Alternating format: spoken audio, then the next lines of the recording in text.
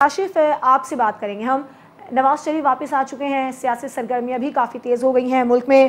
کیا نواز شریف کو ان دونوں ریفرنسز میں عدالتوں سے مکمل ریلیف مل جائے گا؟ بسم اللہ الرحمن الرحیم۔ شمائلہ، میں تو سمجھتا ہوں کہ اس نقطے پہ گفتگو کرنی ہی نہیں چاہیے کہ مل جائے گا، ریلیف مل چکا۔ اب تو صرف اس بات پہ کمپین کرنی چاہیے کہ خدارہ جو چھوٹی سزا یافتہ سزا میں قیدی ہیں لوگ کو سائیکل چوری، موٹر سائیکل چوری، چھوٹی موٹی چوری چکاریوں میں، ان کے لیے خدا کو مانے آپ معافی کا اعلان کیجئے۔ جس طریقے سے اس عدلیہ کے نظام کا مذاق اڑا، جس طریقے سے نیب کا مذاق اڑ رہا ہے، جس طریقے سے تمام کی تمام مشینری کو روندا گیا ہے، تو یہ جو بنانا ریپبلک ہوتی ہیں وہ اسی طرح کی ہوتی ہیں۔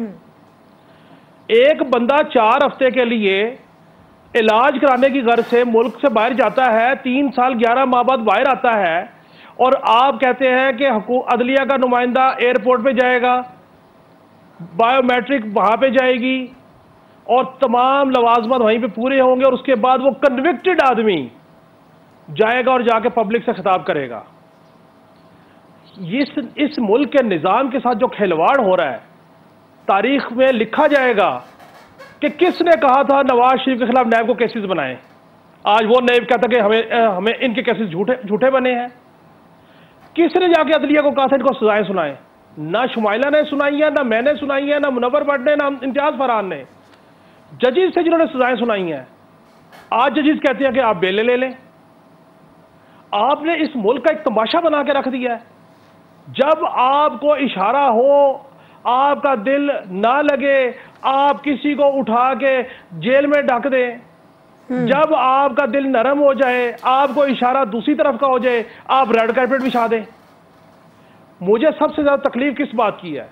ارشد شریف شہید صاحب کی آج برسی، اللہ انہیں غریق رحمت کرے۔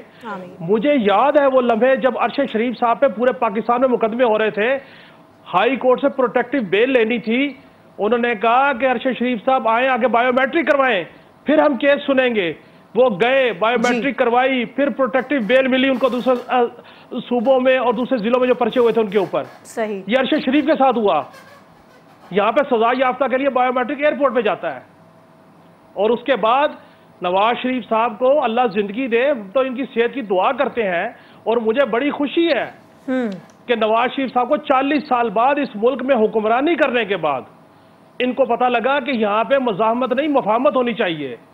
کیا کمال عوام کو لاجک پیش کیا ہے۔ ووٹ کو عزت دو، جی کاشف، کرسی کو عزت دو، اس کے بعد آپ نے کہا 4 کا احتساب ہونا چاہیے، باجوہ صاحب کا، فیض صاحب کا، ثاقب نثار صاحب کا، کھوسہ صاحب کا۔ اب آپ آتے آگے کبوتر اڑاتے ہیں کہ جی ہم نے امن کا اعلان کر دیا ہے، ہماری تمام لوگوں سے سیز فائر ہے، مل کے ملک کو آگے لے کے چلیں۔